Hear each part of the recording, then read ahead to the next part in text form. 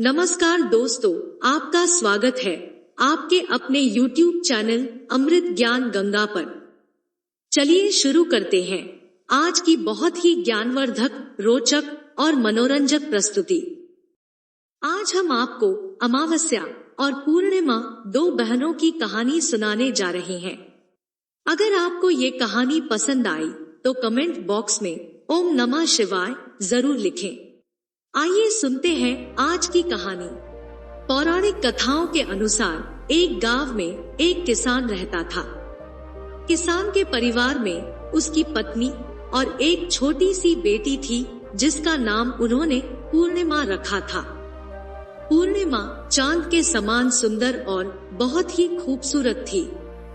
किसान और उसकी पत्नी बेटी को पाकर बहुत खुश थे और वे दोनों उससे बहुत प्यार करते थे। किसान खेती बाड़ी करता था।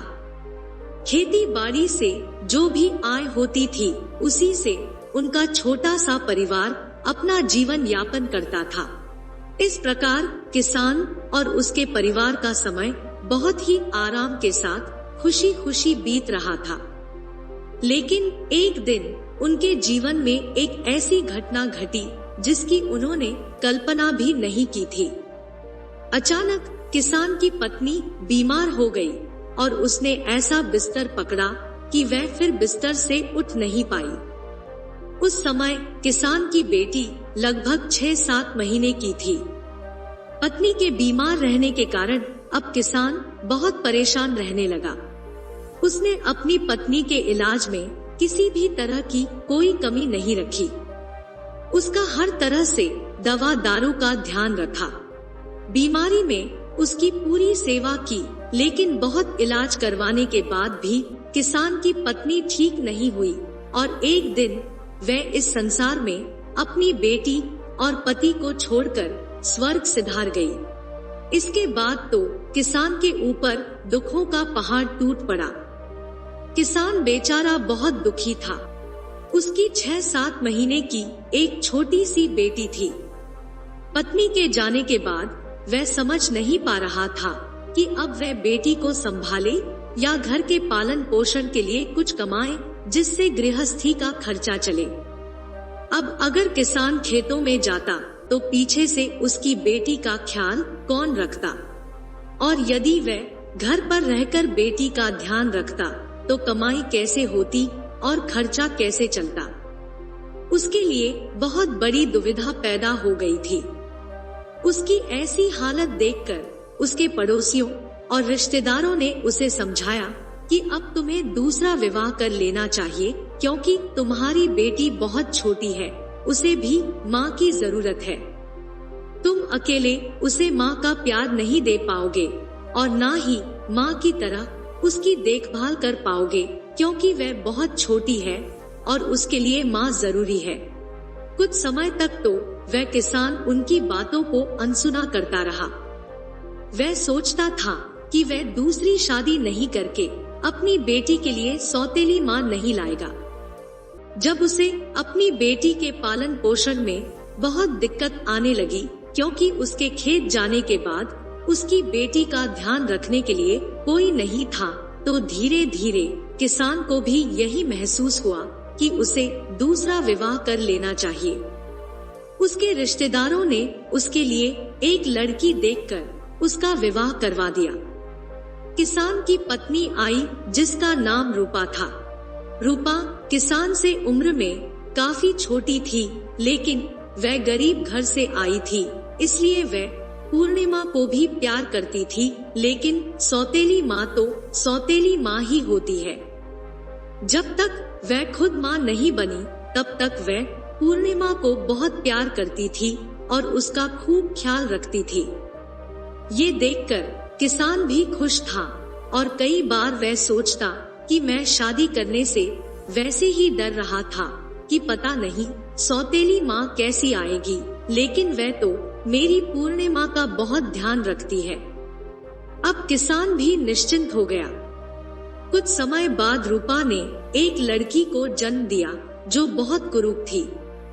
उसका नाम अमावस्या रखा गया, क्योंकि बड़ी बेटी का नाम पूर्णिमा था। इसलिए उन्होंने उसका नाम अमावस्या रख दिया। समय के साथ किसान के घर में 2 बेटों ने भी जन्म लिया। अपने बच्चे होने के बाद किसान की पत्नी रूपा के स्वभाव में बदलाव होने लगे।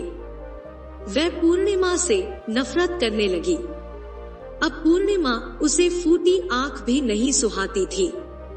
छोटी सी पूर्णिमा धीरे धीरे बड़ी हो रही थी और कहते हैं कि जब कोई बच्चा माता पिता के प्यार के अभाव में पलता है तो वह जल्दी ही बहुत ज्यादा समझदार हो जाता है। पूर्णिमा 2-3 साल की हो चुकी थी और बातें करने लगी थी।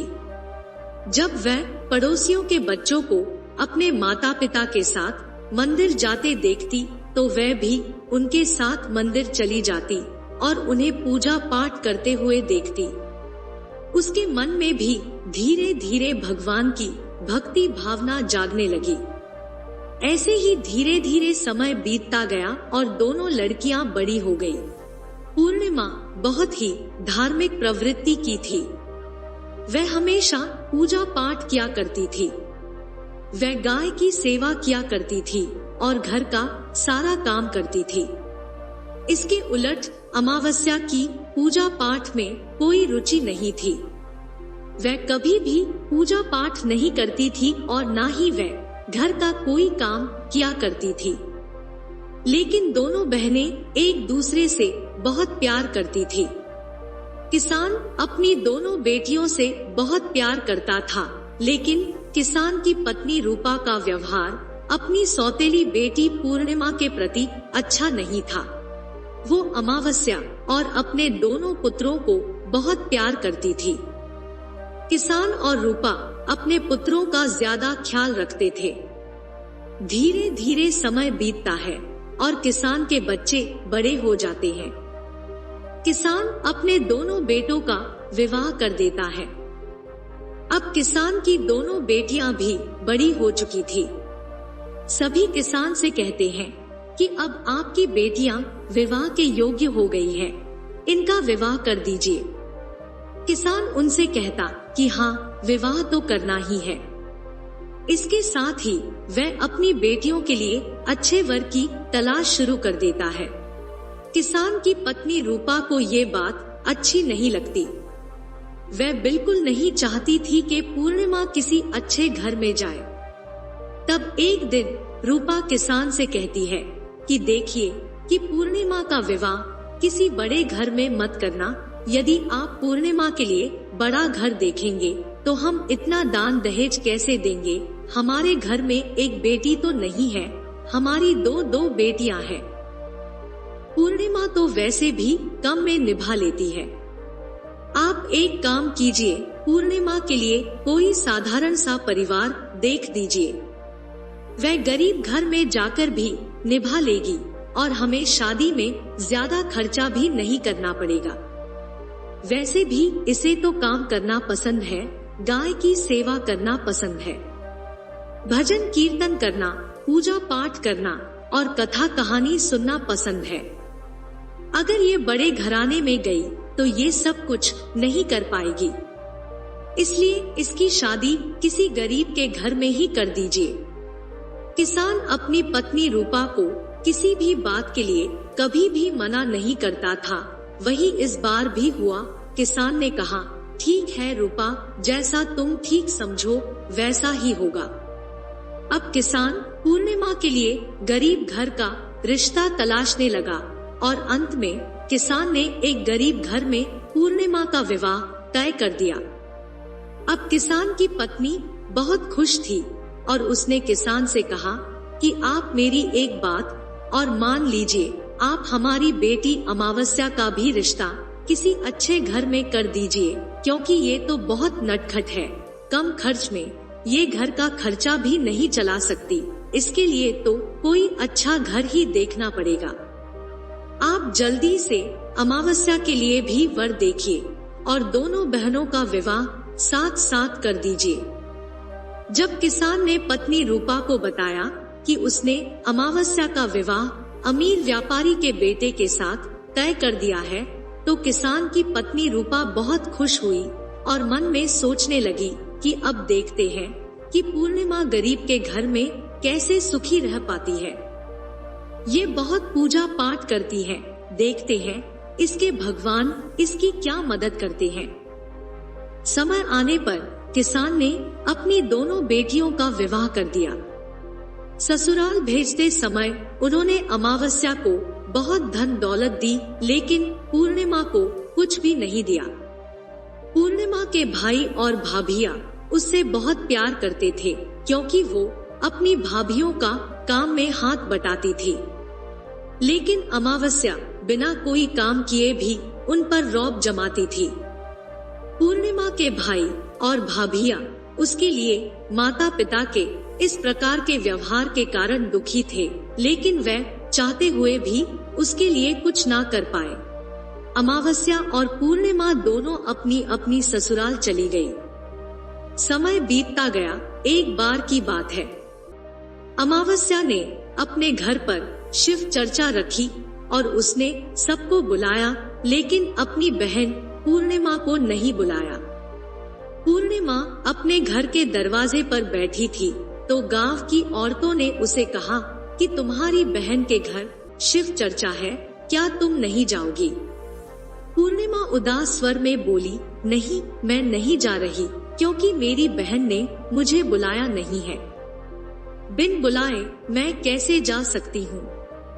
उसकी बात सुनकर गांव की औरतों ने कहा कि नहीं बुलाया तो क्या हुआ, पूजा पाठ है, तुम हमारे साथ चलो। गांव की औरतों की बात मानकर पूर्णिमा उनके साथ शिव चर्चा में चली गई। जब अमावस्या ने पूर्णिमा को देखा तो वह गुस्से से बोली कि जब मैंने तुम्हें बुलाया नहीं है तो तुम मेरे घर क्यों चली आई? लेकिन अब आ ही गई हो तो चुपचाप एक जगह बैठी रहना, इधर उधर मत घूमना। उसने पूर्णिमा की गरीबी का बहुत मजाक उड़ाया। पूर्णिमा की आंखों से आंसू बहने लगे और वो भगवान शिव से प्रार्थना करने लगी कि हे भगवान, आप मुझ पर कृपा कब करोगे? आखिर मेरा कसूर ही क्या है जिसकी मुझे सजा मिल रही है? क्या पूजा पाठ करना, गाय की सेवा करना, काम करना गलत है? भगवान मुझ पर रहम करो। शिव चर्चा के दौरान वह इस तरह भगवान शिव से विनती करती रही। कुछ समय बाद शिव चर्चा पूरी हो गई और अमावस्या ने सबको प्रसाद दिया, लेकिन पूर्णिमा को प्रसाद नहीं दिया। पूर्णिमा वहां से बिना प्रसाद लिए वापस आ गई। अपने घर की ओर जाते हुए पूरे रास्ते वह यही सोचती रही कि घर पर बच्चे प्रसाद मांगेंगे तो मैं उनसे क्या कहूँगी। मन में ऐसे विचार करते करते वह अपने घर पहुँच गई, लेकिन अब अपने घर पर भी उसका मन नहीं लग रहा था, वह उदास थी। फिर उसके मन में विचार आया कि क्यों ना मैं अपने भाई भाभी से मिलकर आऊं। अगले दिन ही वह अपने पति और बच्चों को बताकर अपने मायके जाने के लिए निकल गई। चलते चलते रास्ते में उसे एक तुलसी का पेड़ मिला। वहाँ एक चबूतरा बना था जिस पर एक बूढ़ी माँ बैठी थी। वह भी चलते चलते थक चुकी थी, इसलिए वह उस बूढ़ी माँ के पास बैठ गई। बूढ़ी माँ ने उससे पूछा, बेटी तुम कौन हो और कहाँ जा रही हो? तब पूर्णिमा ने बूढ़ी माँ को अपना परिचय दिया। फिर बातों बातों में बूढ़ी माँ ने कहा, बेटी देखो, मेरा तुलसी का पौधा सूखा जा रहा है, इसमें थोड़ा जल डाल दो और चबूतरे की भी धुलाई कर दो तो थोड़ी ठंडक मिलेगी। बूढ़ी माँ के कहे अनुसार पूर्णिमा ने चबूतरे को धोया, तुलसी की पूजा की, उसमें जल डाला और बूढ़ी माँ को भी स्नान कराया और उनके चरण दबाए। फिर पूर्णिमा ने कहा, माँ क्या कोई और काम है? तो बूढ़ी माँ ने कहा, नहीं बेटी। इसके बाद बूढ़ी माँ ने उसे खूब आशीर्वाद दिया और कहा, अब तुम अपने मायके जाओ, लेकिन लौटते समय मुझसे मिलकर जाना। तो पूर्णिमा ने कहा, ठीक है माँ, और वह अपने रास्ते पर आगे चल पड़ी। चलते चलते रास्ते में उसे एक शिव मंदिर मिला। वहाँ भी एक चबूतरा था। उस पर एक बूढ़े बाबा बैठे थे। वो कोई और नहीं, स्वयं भगवान शिव थे, लेकिन पूर्णिमा उन्हें पहचान नहीं पाई। बूढ़े बाबा ने कहा, बेटी तुम कौन हो? पूर्णिमा ने अपने बारे में बताते हुए पूछा, क्या बात है बाबा, क्या कोई काम था? तब उन बाबा ने कहा, बेटी क्या तुम इस मंदिर की साफ सफाई कर दोगी? मंदिर बहुत गंदा हो गया है और चबूतरा भी धो देना और मेरे नहाने के लिए 2 बाल्टी पानी भर देना, तुम्हारा बहुत एहसान होगा। पूर्णिमा ने खुशी खुशी सब काम किया और मंदिर में भगवान शिव की पूजा की। इसके बाद वह आगे चल पड़ी। थोड़ा और आगे चली तो उसे काली माँ का मंदिर मिला। काली माँ भी एक बूढ़ी माँ के रूप में वहाँ बैठी थी। काली माँ ने कहा, बेटी तुम कौन हो? पूर्णिमा ने अपना नाम बताया और कहा, क्या बात है माँ जी? तो बूढ़ी माँ ने कहा, बेटी यहाँ सब लोग पूजा पाठ करके चले जाते हैं, कोई मंदिर साफ नहीं करता। देखो मंदिर कितना गंदा हो गया है, इसकी साफ सफाई कर दो। पूर्णिमा ने मंदिर की साफ सफाई की, माँ का श्रृंगार किया, पूजा की।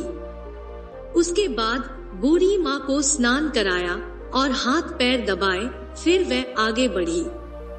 आगे उसे एक नदी मिली। वहाँ भी एक बूढ़ी माँ बैठी थी।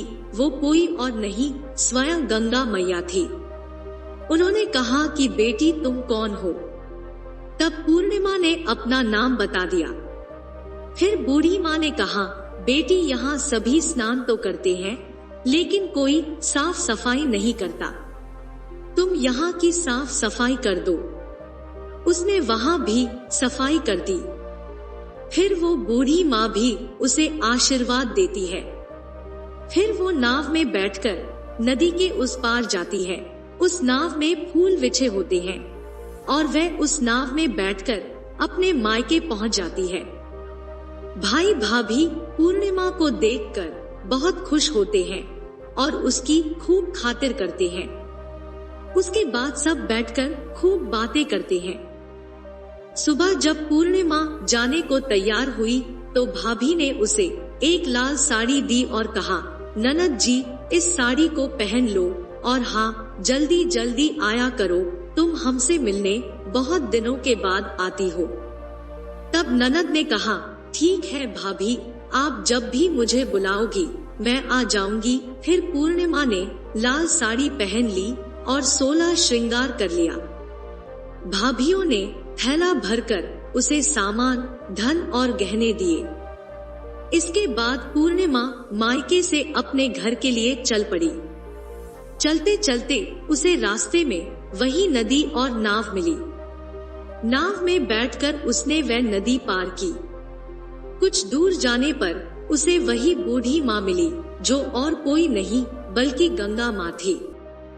बूढ़ी बनी गंगा माँ ने उसे देखकर पूछा, बेटी अपने मायके से आ गई? पूर्णिमा ने कहा, हाँ माँ, अब आपके कहे अनुसार आपसे मिलकर आगे चली जाऊंगी।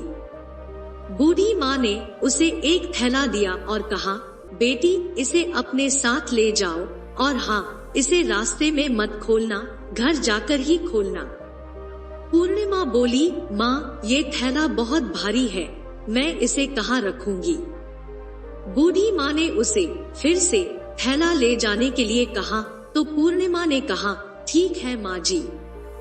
माँ से आज्ञा लेने के बाद पूर्णिमा उस थैले को लेकर वहाँ से आगे चल दी। इसके बाद उसे काली माँ का मंदिर मिला। वहाँ पर भी उसने बूढ़ी माँ को वही बैठे पाया। उन्होंने भी पूर्णिमा को एक थैला दिया। अब उसके पास 3 थैले हो गए। फिर कुछ आगे बढ़ी तो उसे शिव मंदिर मिला। वहाँ भगवान एक बूढ़े के रूप में बैठे थे। उन्होंने भी उसे आशीर्वाद और एक थैला दिया। वो थैला लेकर पूर्णिमा आगे बढ़ी तो उसकी मुलाकात तुलसी माँ से हुई। तुलसी माँ ने भी उसे हमेशा खुश रहने का आशीर्वाद देते हुए एक थैला पकड़ा दिया। वह हैरान थी कि ये क्या हो रहा है। इस प्रकार 5 थैले लेकर उसके लिए चलना भी मुश्किल हो रहा था। अब वह अपने घर पहुंच गई और वो सभी थैलों को खोलने लगी। सबसे पहले उसने अपने मायके का थैला खोला। उसमें खाने पीने की चीजें, कपड़े और गहने थे। उसने खाने की चीजें और कपड़े अपने बच्चों को दिए तो बच्चे उन कपड़ों को पहनकर बहुत खुश हुए। दूसरा थैला जो गंगा माँ ने दिया था उसे खोला तो उसमें सोना चांदी भरा था। तीसरा थैला जो काली माँ ने दिया था उसमें 16 श्रृंगार का सामान भरा था। चौथा थैला जो भगवान शिव का था उसमें धन, संपत्ति और सब कुछ था, सब खुशियाँ थी। पांचवा थैला तुलसी माँ का था। उसे खोला तो उसमें चावल, गेहूं सब भरा था। अब पूर्णिमा के घर में किसी प्रकार की कोई कमी नहीं थी। अन्न, धन और संपत्ति से उसका घर भर गया था। पूर्णिमा खुशी खुशी रहने लगी। वह इसके लिए बार बार भगवान शिव का धन्यवाद करती। अब वह अपना ज्यादा समय पूजा पाठ में बिताने लगी। एक दिन पूर्णिमा ने सोचा कि क्यों न मैं शिव चर्चा करवाऊं। पूर्णिमा ने शिव चर्चा रखी, सभी गांव वालों और रिश्तेदारों को बुलाया। वह शिव चर्चा का बुलावा देने अपनी बहन के घर भी गई।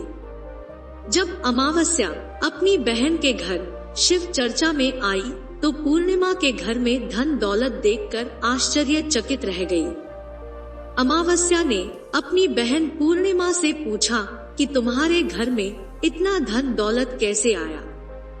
तब पूर्णिमा ने कहा, देखो बहन, ये सब तो भगवान शिव की कृपा से हुआ है।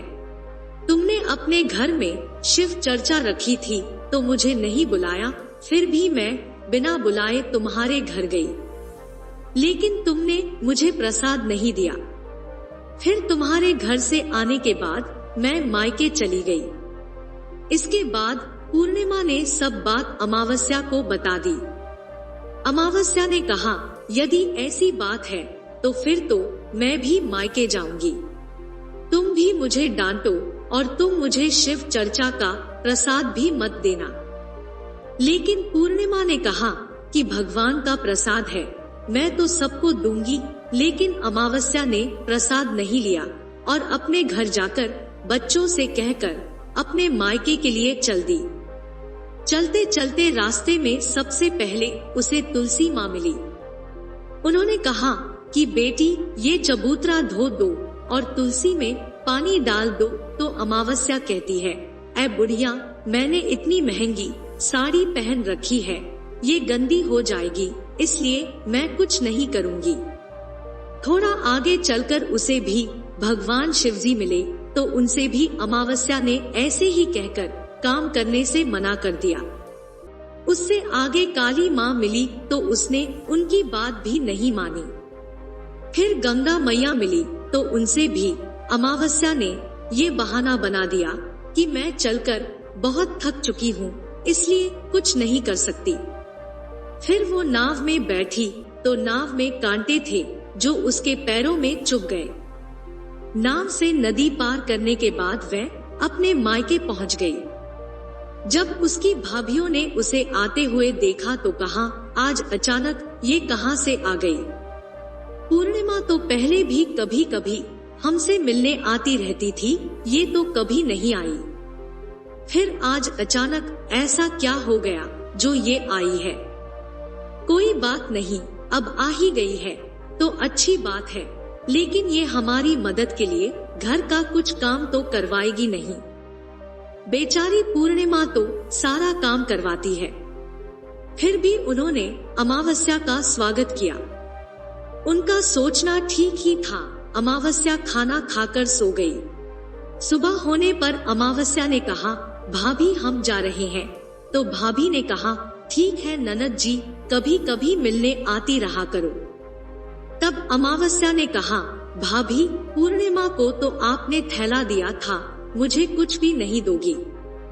भाभी ने कहा, जाओ, थैला तुम्हारे घर पहुंच जाएगा। फिर अमावस्या चल दी तो वापस आते समय रास्ते में उसे गंगा मैया मिली।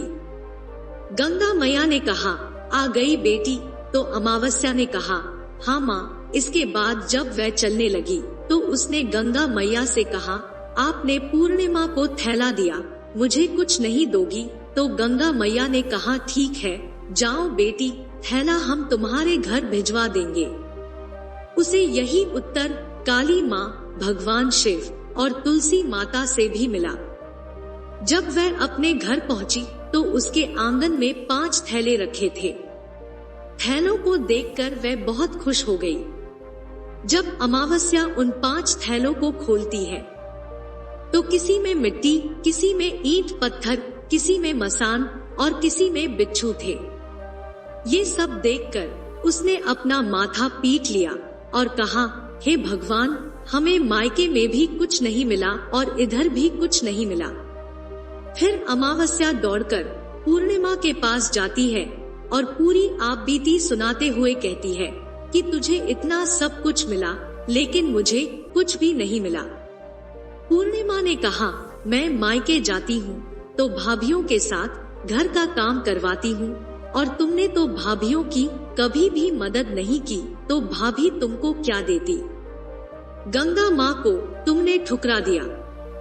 भगवान शिवजी, काली माँ, तुलसी माँ, सबको तुमने ठुकरा दिया, इसलिए भगवान ने तुम्हें कुछ नहीं दिया। तब अमावस्या कहती है, बहन, मुझे माफ कर दो, मैंने सदा तुम पर अत्याचार किया, लेकिन इसमें मेरा कोई कसूर नहीं था। तुम मुझे बताओ कि मुझे क्या करना चाहिए। अभी मुझे कुछ नहीं मिला, लेकिन मैं भगवान की भक्ति करके सब प्राप्त कर लूंगी। पूर्णिमा ने कहा कि बहन देखो, 3 सूत्र का ज्ञान ले लो। पहले सूत्र में दया मांगना, दूसरे सूत्र में चर्चा करना और तीसरे सूत्र में 108 बार ओम नमः शिवाय मंत्र का जाप करना। बहन, भगवान ने जो ये 3 सूत्र दिए हैं वो प्रसाद के रूप में स्वीकार कर लेना और हृदय में बसाना। मैंने सच्चे मन से भगवान का पूजा पाठ किया, सबकी मदद की, सबका काम किया, इसलिए मुझे सब कुछ मिला और तुम्हारे पास जो था वो भी खत्म हो गया। तब अमावस्या अपने घर गई और अपने किए के लिए भगवान शिव से माफी मांगने लगी। उस दिन के बाद वह पूजा पाठ करने लगी और भगवान शिव की कृपा से धीरे धीरे उसके जीवन में भी खुशियां लौटने लगी। जय हो भगवान शिव की। ओम नमः शिवाय। आपको हमारी यह प्रस्तुति कैसी लगी कमेंट करके जरूर बताएं। आपको हमारी यह प्रस्तुति पसंद आई हो तो वीडियो को लाइक करें, चैनल को सब्सक्राइब करें। वीडियो को अंत तक देखने के लिए आपका बहुत बहुत धन्यवाद।